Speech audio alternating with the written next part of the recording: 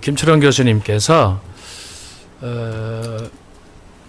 전광훈 목사님의 마태복음 1장 족보, 그리고 초두의 손은배 교수님, 또 변선복 교수님께서 이 족보에 나타난 다양한 관점을 이렇게 참 심도 있게 연구해서 말씀을 주셨는데, 지금 김철원 교수님께서 주신 이 신약학적인 족보 해석은 그 말씀 속에 나타난 구속사의 키워드를 성경 말씀 한 텍스트를 구해가지고 그것을 구약적 관점하고 연결해서 그걸 주해해 주셨습니다. 이건 또 다른 성경을 해석하는 통찰력이 아니고는 이걸 풀어낼 수 없는 그런 심오한 신학적 메시지가 거기에 함축됐다고 볼 수가 있습니다.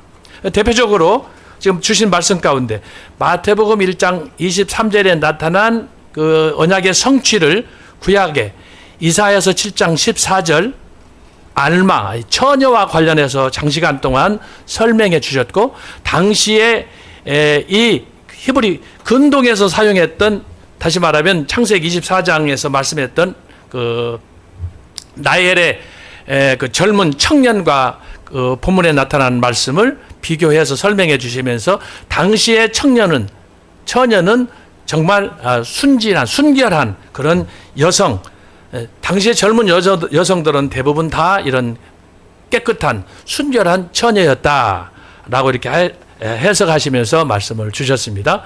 어쨌든 이 마태복음 1장 23절에 나타난 말씀을 근거로 성취된 약속의 말씀을 구약의 이사야서에 나타난 이사야서 7장 14절, 그리고 9장 6절, 또 나아가서 11장 1절, 이 말씀을 점진적으로 풀어서 어떻게 이 말씀이 예수 그리스도의 그 언약의 성취로 족보에 실현됐는가 하는 것을 우리에게 말씀해 주셨습니다.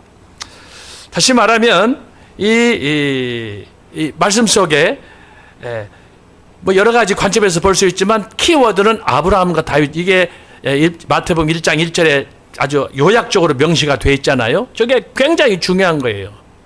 족보의 핵심을 압축해 줬는데 이 압축된 족보의 결론이 또 중요하단 말이죠. 그래서 그것이 뭐예요? 3단계로 된 거예요. 아브라함과 다윗의 자손 예수 그리스도 3단계로 되어 있는 거예요. 이 과정 속에서는 제가 지난번에도 말씀했지만 족보는 뭐냐? 모든 역사의 통합을 얘기한다라고 하는 거예요. 동시에 이 통합된 역사는 성경에서 가르쳐주는, 여기에 지금 전 목사님 설교도 말씀하셨습니다만은 이 족보는 통합인데 거기에는 도무지 들어갈 수 없는, 그래서 제가 지난주에도 우리나라 조선 500년사에 유교가 지배했던 그 통치 전통 속에서 우리가 갖고 있는 경험하고 있는 족보는 뭐냐? 여자는 사람이 아니었어요. 그런데 성경에서는 벌써 몇천 년 전에 물론 남성 우월 사상이 강했던 그런 시대였지만 그런 유대적인 정도를 파격적으로 깨트리고 하나님께서 구원사의 새로운 그 빛을 여기다가 심어주신 걸 볼 수가 있어요. 그리고 참 오늘 전광훈 목사님께서 말씀을 주셨습니다마는 14대인데 마지막은 한 대가 비어있다라고 하는 거예요. 그러면서 전 목사님 설교 여러분 기억하시죠? 그것은 뭐냐? 우리 모든 하나님의 자녀, 구원받은 성도들이 그 부분을 채워야 된다. 이건 어떤 면에서 사명을 촉구하는 메시지예요. 그래서 우리가 산 위에 사는 삶, 산 아래에 사는 삶이 있을 텐데 할 수 있으면 아브라함과 다윗처럼 산 위에 있는 산모로 가야 되는데 여기에는 결단이 요구되는 거죠.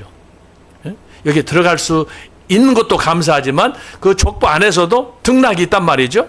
산 정상에 오르는 이런 신앙의 그런 그 헌신된 그런 삶이 우리에게 요구된다고 하겠습니다. 뭐 이런 말씀에 대해서는 우리 세 분 교수님께서 말씀을 하셨고, 특별히 이제 마지막으로 우리 김철원 교수님께서 이건 굉장히 그 압축된 신약의 족보를 구약의 예언과 관련해서 아주 다양하게 심도 있게 해석해 주셨는데, 특별하게 여러분이 이런 부분들은 성경을 많이 묵상한, 그리고 성경의 내용을 연구한 그런 통찰력 있는 그런 준비가 되지 않으면 이건 사실은 신학대학원에서도 이런 강의 잘 안 해요. 제가 오늘 김철원 교수님 강의 하시는 걸 보면서, 야, 우리 청교도 신학원 매주 금요일 4시에 신학자 토크를 듣는 여러분들은 한번 따라서 하세요. 참 대박이다. 이런 강의를 어디서 들어요? 손아배 교수님 강의 여러분 보셨잖아요. 김철원 저기 우리 변수복 교수님 이런 강도 있는 통찰력 있는 제가 말씀드리잖아요. 신학대학원에서도 이것을 집중적으로 다룬다는 게 쉽지가 않아요. 물론 또 어떤 분은 다룰 수가 있지만 신학적인 차이로 신학적인 배경의 그런 선입관의 어떤 그런 그 날선 대립 때문에 이런 말씀들을 쉽게 우리가 공감할 수 있는 부분이 아니에요. 근데 감사한 건 뭐냐? 정광훈 목사님의 말씀표에 따라서 정광훈 목사님의 말씀을 우리 모든 교수님들이 공감하고 이것을 각자 역할에 따라서 이걸 재조명하는 거예요. 이것이 결론은 하나로 간다는 것이 중요한 거예요. 오늘 족보에 나타난 말씀의 핵심은 구약 예언의 성취, 그 성취 가운데서도 변수복 교수님 말씀하신 것처럼 구약의 삼중직이 마태를 통해서 그 중에서도 왕직, 그리스도의 왕되심을 나타낸다 말씀하셨잖아요. 자, 그런데 오늘 이렇게 마지막으로 우리 김철원 교수님께서 이 부분을 굉장히 다양한 관점에서 취급하셨지만 특별히 구약 이사야서에 나타난 7장 14절, 9장 6절, 그리고 11장 1절과 관련해서 이것을 아주 명쾌하게 잘 해석을 해 주셨습니다. 뭐 드릴 말씀이 많지만 오늘 교수님들의 말씀을 그렇게 정리를 하고요. 시간이 많이 가는데 제가 이 말씀과 관련해서 한 2가지 정도 말씀하고 정리하려고 합니다. 결국은 제가 오늘 말씀을 통해서 깨달은 것은 뭐냐? 결국은 언약의 성취는 오늘 이 시대를 살아가는 저와 여러분들이 이 말씀을 붙잡고 어떻게 살아가야 되느냐? 그리스도와 함께 살려고 하면 결국은 그리스도의 형상을 우리가 덧입는 거예요. 그거 하나면 끝나는 거예요. 그래서 우리가 족보 얘기 굉장히 고루하고 답답하고 하지만 여러분들이 이 족보를 통해서 이 안에 담겨진 하나님의 구속사의 비밀, 이 구속사에는 하나님께서 참 아브라함과 다윗 또 거기 안에 등장하는 많은 그 믿음의 선지인들이 있지만 그런데 그 안에 저와 여러분이 거기에 포함될 수 있다. 이 자체가 하나님의 파격적인 은혜가 아니겠습니까? 그래서 이 구속사를 통해서 제가 여러분에게 드리고 싶은 얘기는 하나님의 은혜, 하나님의 구원에 대한 감사하는 마음이 이 족보를 통해서 우리가 좀 승화됐으면 좋겠어요. 그래서 우리가 이 족보를 통해서 읽을 때 지루하다, 답답하다, 뭔 이런 얘기가 있냐? 왜 여기는 이상한 여자도 들어가고 뭐 이렇게 좀 지저분하냐? 그게 아니라 그 속에 저와 여러분이 함께 그들과 더불어서 구원받는 하나님의 자녀로 영광을 누릴 수 있다. 그러면 얼마든지 우리가 다말이 될 수 있죠. 그러면 우리가 다말뿐이 아니죠. 룻도 될 수 있고 그 외에 심지어 우리의 안에 이 안에서 흐르는 하나님의 구속사의 사랑, 러브 스토리를 우리가 경험하는 게 필요한 거예요. 제가 강의 시간에도 그런 얘기를 좀 했습니다만은 이 족보의 영적인 비밀 중에 비밀이 뭐냐? 저는 한마디로 말하면 이게 바로 성경이 가르쳐주는 구속사의 비밀 애정론이라고 생각합니다. 족보는 애정론이에요. 그래서 제가 나중에 시간 있을 때 이것 좀 설명해 드리겠지만 오늘 마태복음 1장에 나타난 족보의 완성도는 뭐냐? 하나님이 처음에 손원배 교수님 지적하셨지만 에베소서 1장 3절부터 나타난 하나님의 그 영원한 구속 계시, 구속사의 비밀이 이 족보를 통해서 구체화되는 거거든요. 하나님께서 만세전에 정해놓은 거예요. 그것이 압축된 것이 족보란 말이죠.